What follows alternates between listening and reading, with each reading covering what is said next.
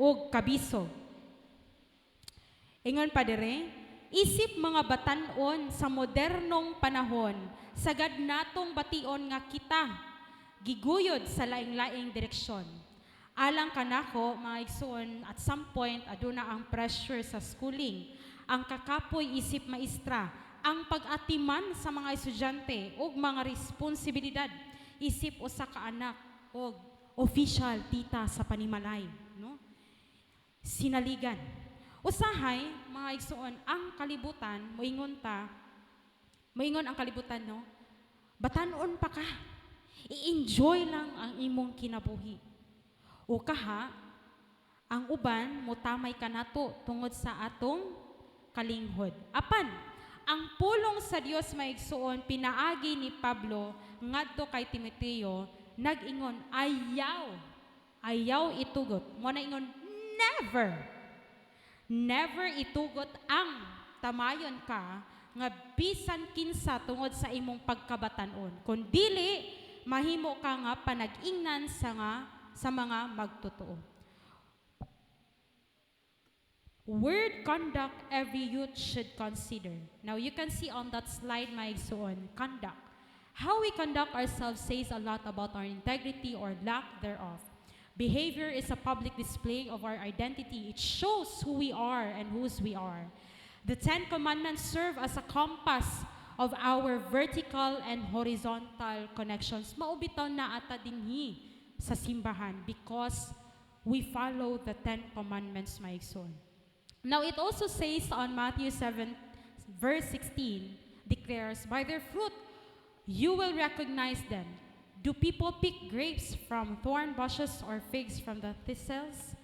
Now in the New Testament, my igsoon, Jesus said, love the Lord your God with all your heart and with all your soul and with all your mind.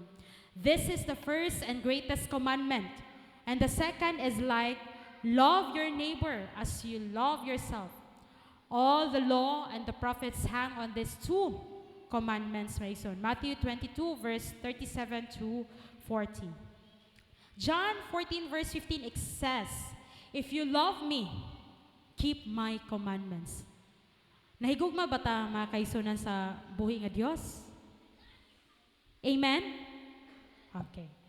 In Philippians 4 verse 8, finally, brothers and sisters, whatever is true, whatever is noble, whatever is right, whatever is pure, whatever is lovely, whatever is admirable, if anything is excellent or praiseworthy, think about such things. Every organ of the body was made to be the servant to the mind. The mind is the capital of the body. When young people allow the Holy Spirit to tame their minds, their conduct will match what they profess. We should never forget this admonition from Scripture, for as he is thinking in his heart. Atong mga gawi, mga kaigsunan, makahatag og pagbalanse sa mga tahas. Ang pagkaehemplo sa paggawi, nagpasabot kini, mga igsunan, og integridad.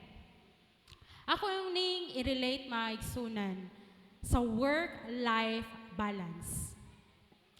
Ang paggahin og saktong oras sa pagtuon og sa pagtudlo samtang wala gipasagdan ang pagiging tita responsibilities, mga igsoon. Usa ka porma, no, sa pagsimba.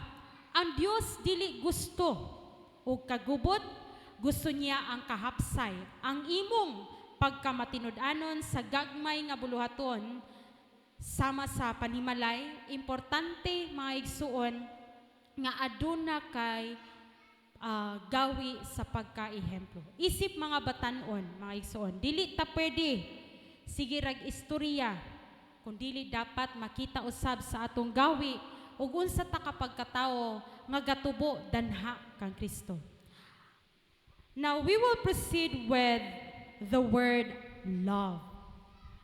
Pinaka-highlight, usab nga word, mao ang gugma. Gugma gani ang hisgutan, madumduman ang mga kagahapon. Tama ba? Na ba tayo mga young at hearts diri? Murag na ako'y nakita si brother nasa likod. Young at hearts. Madumduman no ang mga kagahapon. Gugma ang hisgutan ang mga batanon ganahan kaayo ang mga igsuonan. Apan unsa kaha ang gugma sa biblikanhon nga parte atong susihon. Love is the litmus test for everyone who claims to be a Christian. Agape, love must be the underlying principle of every action. Love is not just a feeling. Ingon pa, love is not just a feeling, but it is a choice.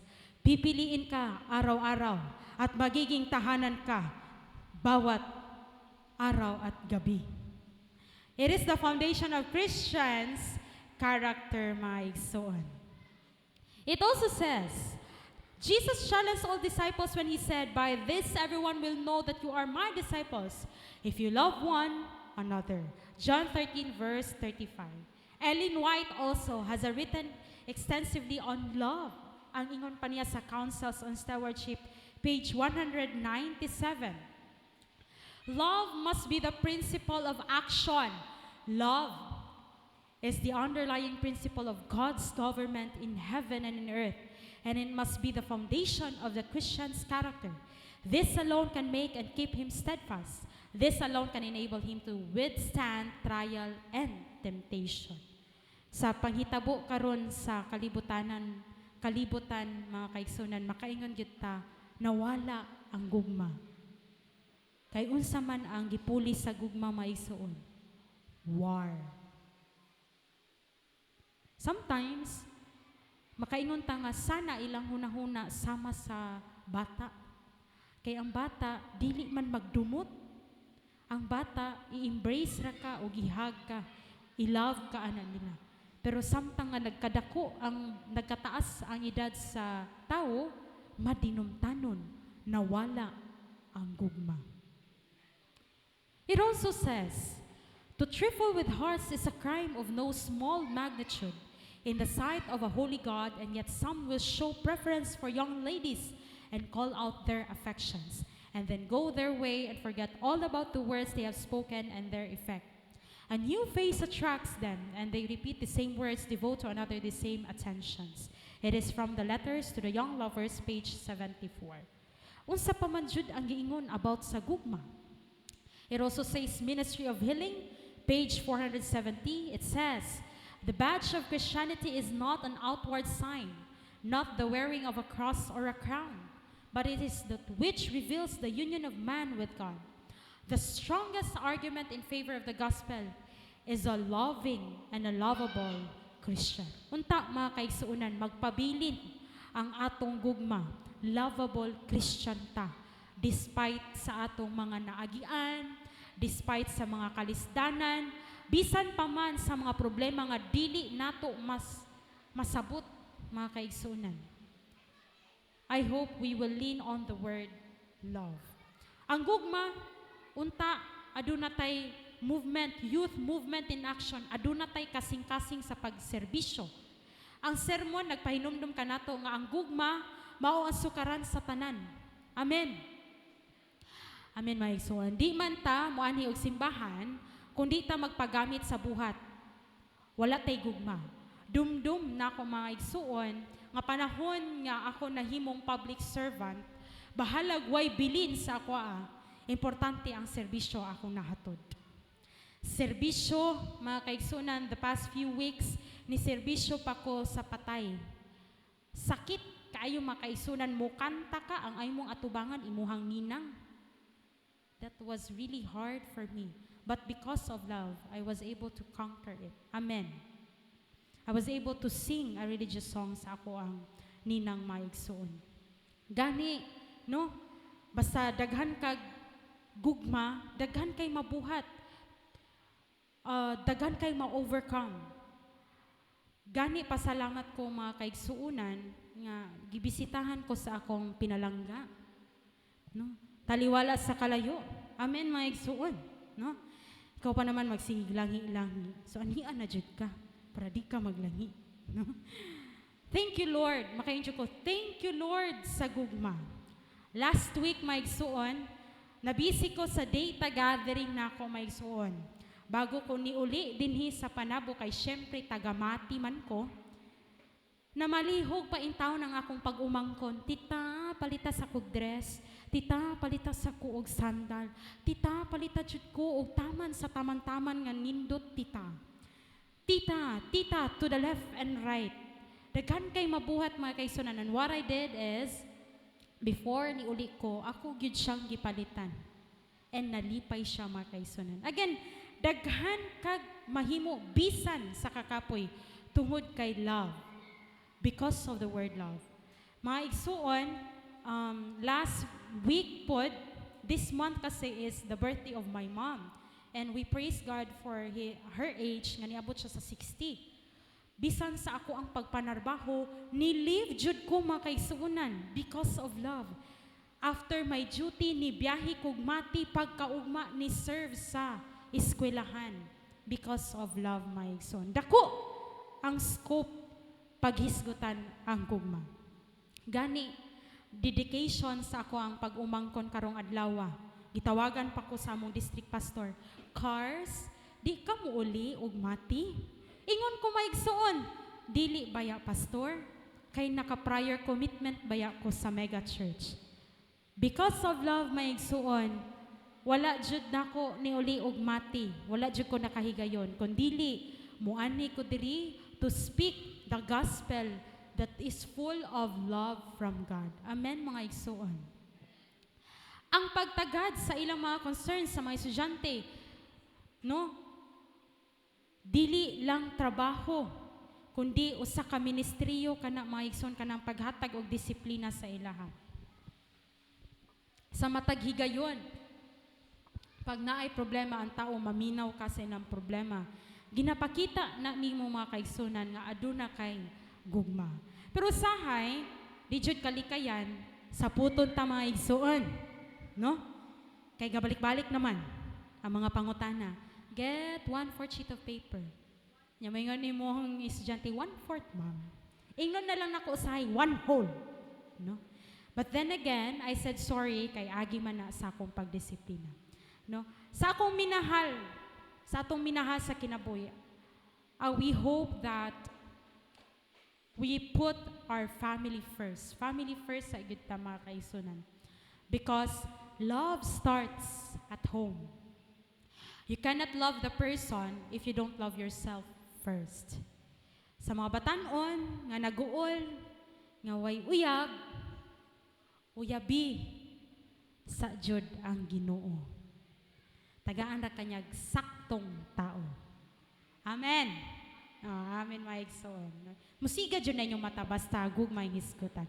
Now we're heading to the fourth part, my igsoon, which is the word faith. We have only 5 principles. We're heading to the fourth. Faith, you should accept the righteousness of Jesus Christ by faith. You should not be ashamed to defend the Seventh-day Adventist Church biblical principles. Now, I would like to commend no sa mga batanon nga gina-fight jud nila nga dili jud mo unsa man mo eskwela, mo exam sa panahon sa Sabado. Staying loyal to God's principles even under pressure. Let's move with the faith again. Martin Luther and fellow performers based their theology on Romans 1 verse 17. For in the gospel, the righteousness of God is revealed, a righteousness that is by faith from the first to last, just as it is written. The righteous will live by faith. The Adventist faith was also founded on the same premise. And without faith, it is impossible to please God, because anyone who comes to Him must believe that He exists and that He rewards those who earnestly seek Him. Mo bitaw ingon, seek ye first the kingdom of God, and all these things shall be added unto you, mga igsoon. For I am not ashamed of the gospel, because it is the power of God that brings salvation to everyone who believes, first to the Jew, then to the Gentile. Romans 1 verse 16. I would share a story, mga igsoon, no? Naami ka usa ka batan-on simbahan namo maigsuon. Mahisgutan pag makig-debate na gani about sa values education. I don't know if naga-exist pa ang values education sa mga kabatan-unan karon or GMRC, good moral conduct, right? Good moral conduct.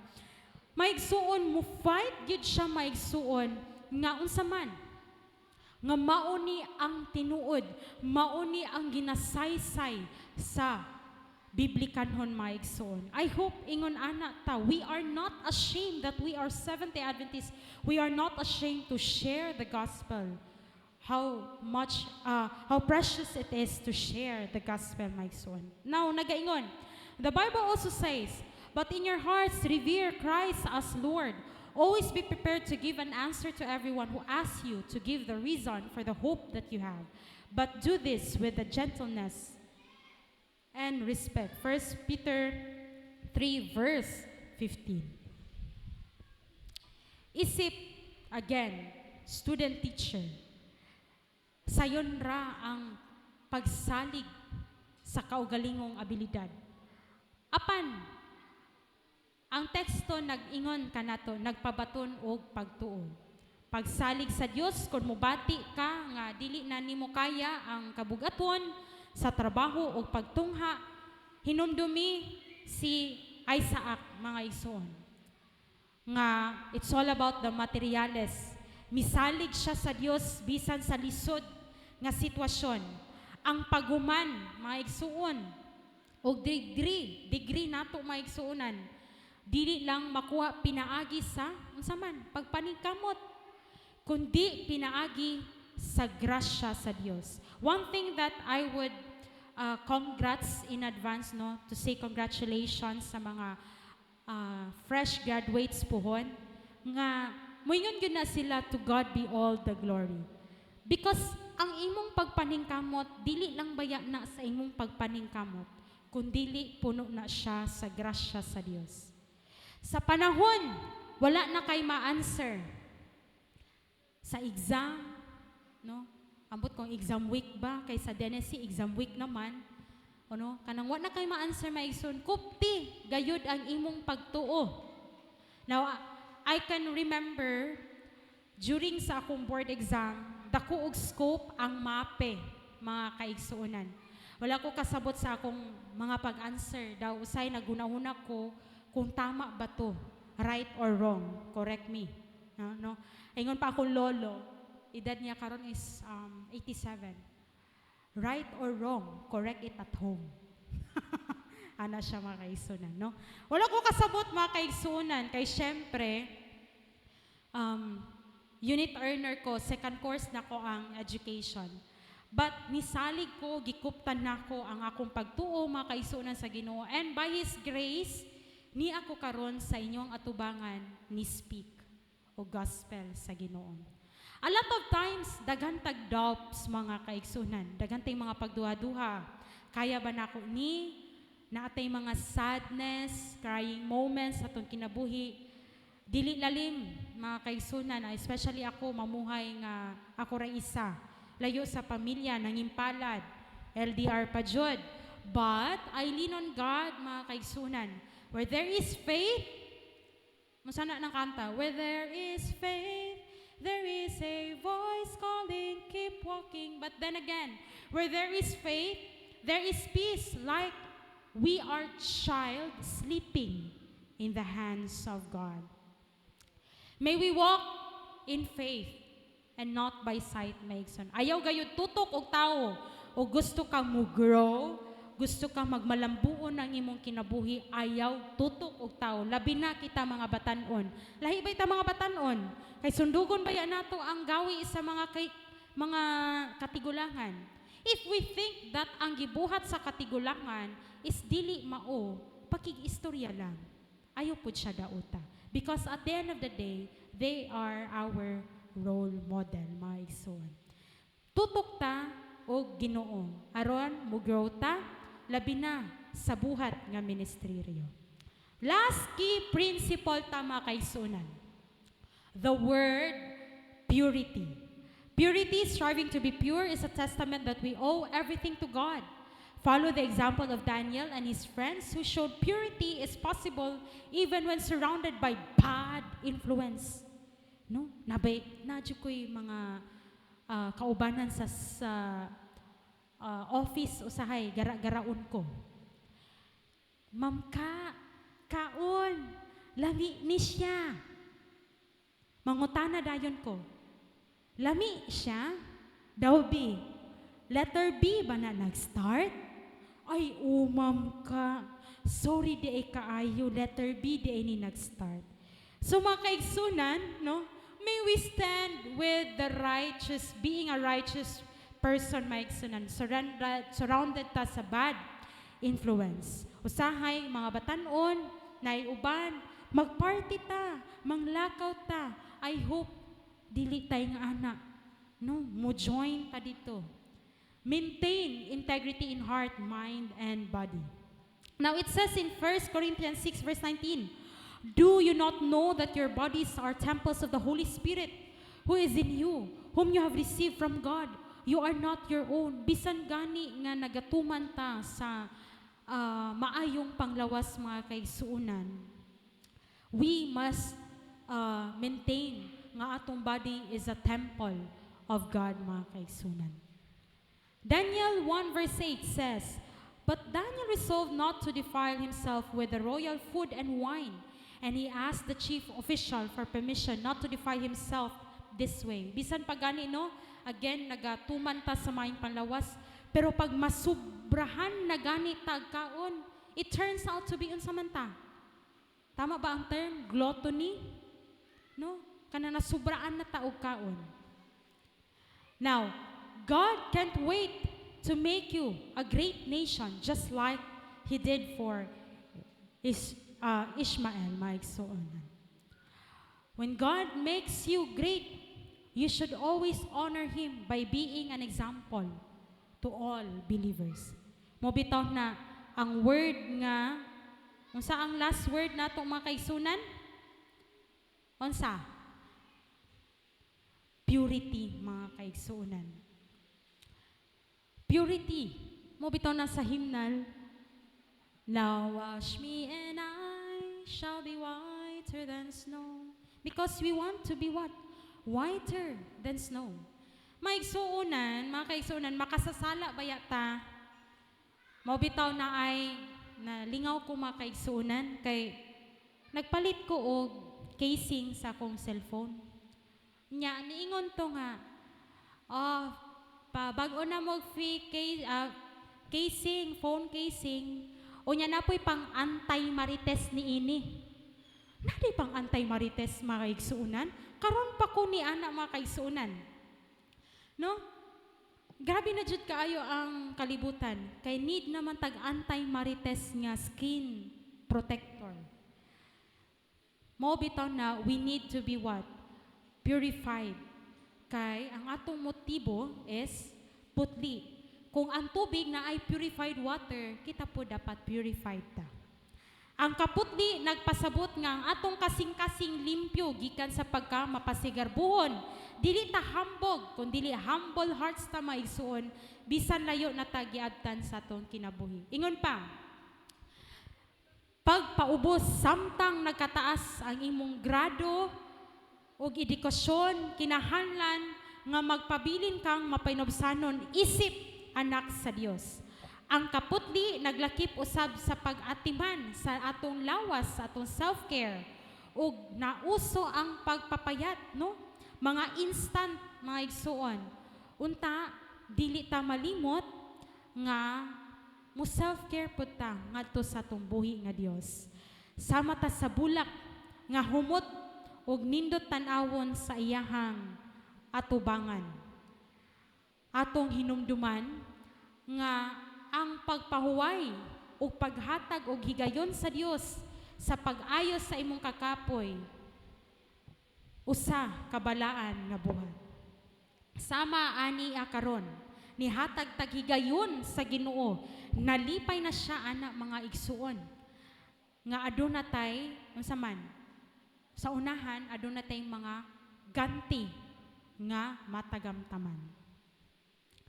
Sa katapusan, makaingon ko nga based sa akong kinabuhi karon, ang pag-check og papers, ang pagtuon sa gabii para sa estudyante sa masteral ug ang pag-alaga sa akong mga pag-umangkon ug paggahin ug oras sa Dios, kini tanan nagaporma kanako mga igsuonan.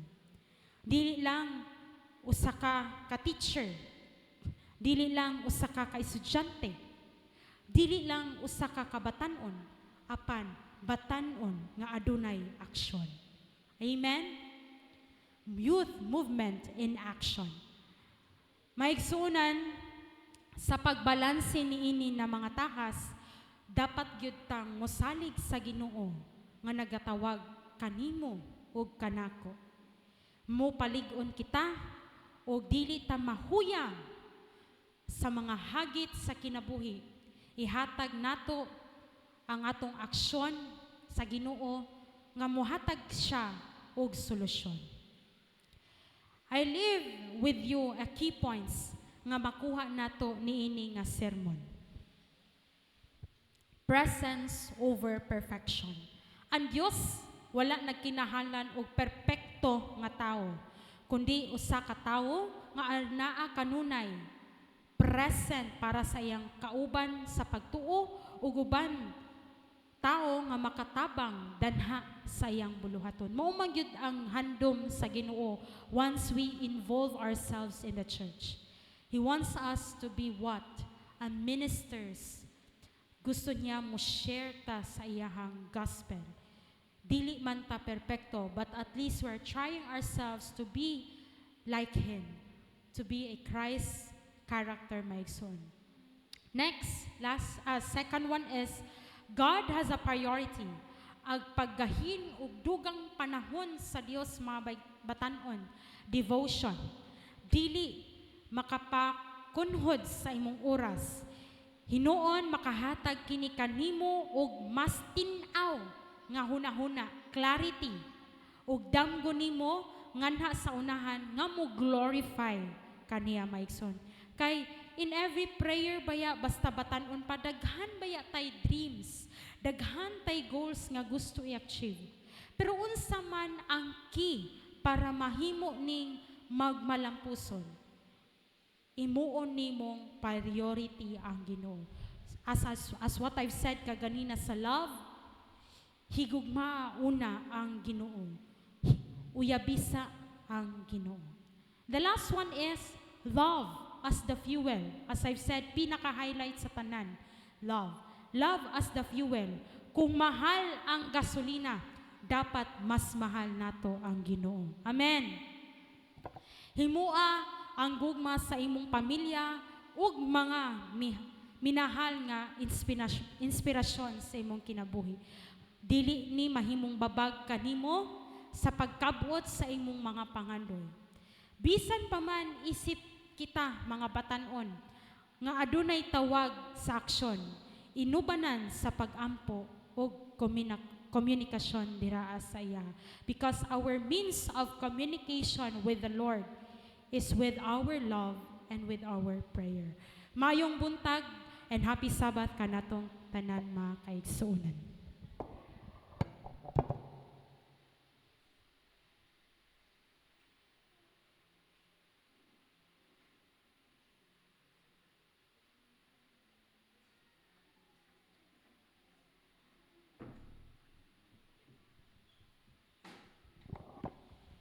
Salamat sa mensahe.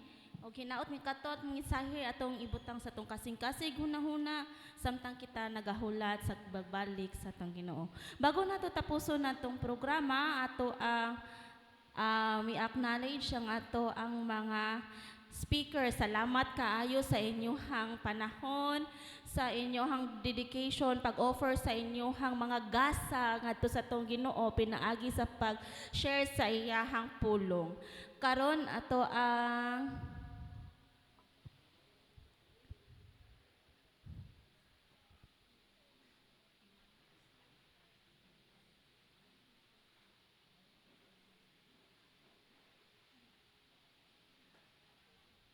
So, kung kamo pagatawagon paleho ko ganhi diri sa atubangan og magpabilin lang diri sa atubangan para diretso siya para sa tuang photo-op.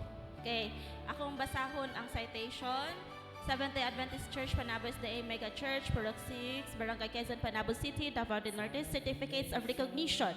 This award is proudly presented to Samantha Mercy Ciata Rosa in recognition of her exceptional dedication and spiritual leadership as the Day 1 speaker for our 2026 Youth Week of Prayer with the theme Community in Action. Through her inspired message and commitment to the youth, we have been empowered to live out our faith with greater purpose.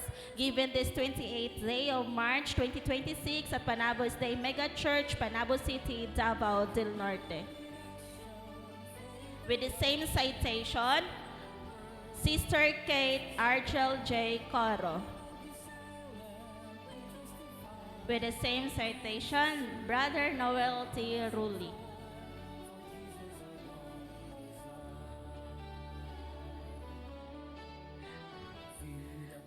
Sister Esther G. Sarahena.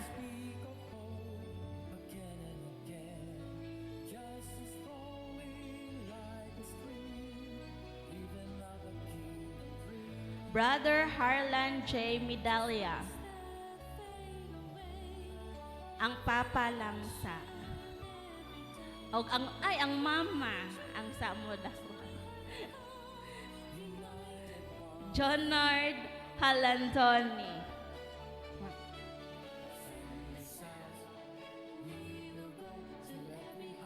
Og alang sa to ang ika-day 7 sa to ang last day si Sister Carol May P. Balmores. Salamat kaayo mga kaigsunan sa paghalad o pag-share sa inyong hamaga sa pinaagi sa paggamit sa pag-deliver sa mensahe.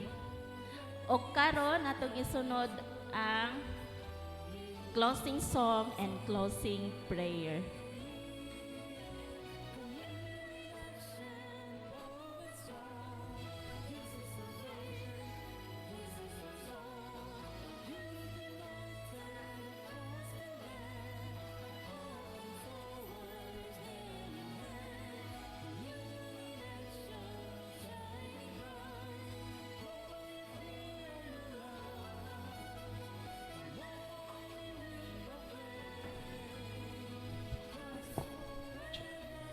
Maayong buntag sa tanan nga mga kaigsunan, mga batanon.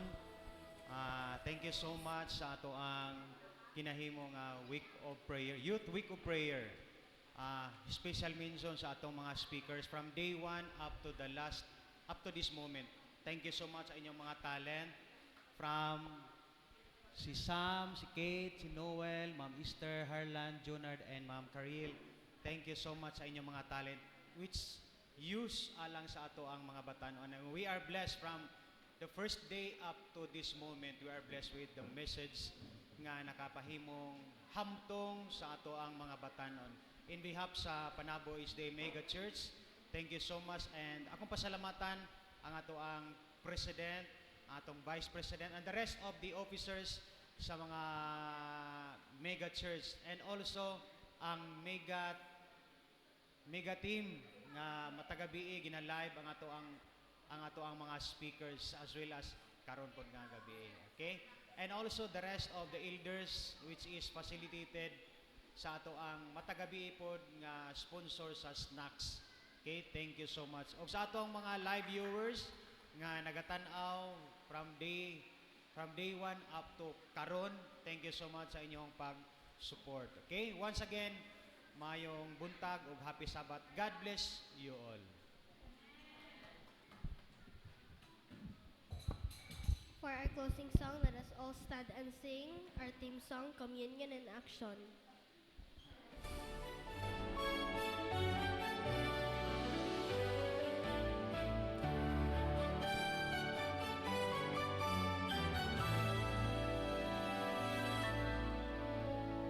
From every nation, tribe and tongue, we rise as one. We are young, called to serve, called to shine. living out your grand design. Hands together, hearts apart, lifting Jesus higher and higher. Faith that moves, love that stays, walking boldly in your ways. Communion in action, faith alive, serving the world, Christ is the guide. We won't be silent, we testify, hands to serve and hearts that fire, for Jesus alone is life. Feed the hungry, heal the pain, Speak of hope again and again. justice flowing like a stream, living out a kingdom dream. Not just words that fade away, but in action every day. We are the church, we are the call, united one and all. Send us out We will go to every high and valley low, empowered by His Spirit's flame, we glorify Your name. Love and ocean, mercy show, till all the world can clearly see Your grace and truth in unity. Communion in action, bold and strong. This is our faith, this is our song. Youth united across the land, falling forward hand in hand. Communion in action, shining bright. Over your dear love, let we proclaim Christ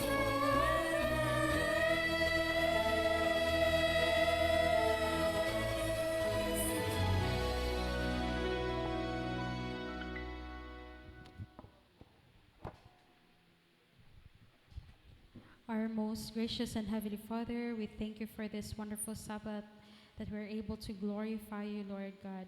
Lord, we praise you as always, Lord, for giving us the good life, for giving us the good health, the guidance in every way, Lord God. Lord, we're very sorry for all the sins that we've committed against thee in thoughts and in words and in actions, Lord. Lord, may your gospel live in our hearts and in our minds, Lord, as we take our errands each day, Lord God. Lord, we glorify you, Lord God, every day, Lord God. May you bless each one of us as we live and depart this church, Lord God. Thank you so much, Lord God, for hearing and answering our prayers, Lord. All these things we ask in the loving name of Jesus we pray. Amen.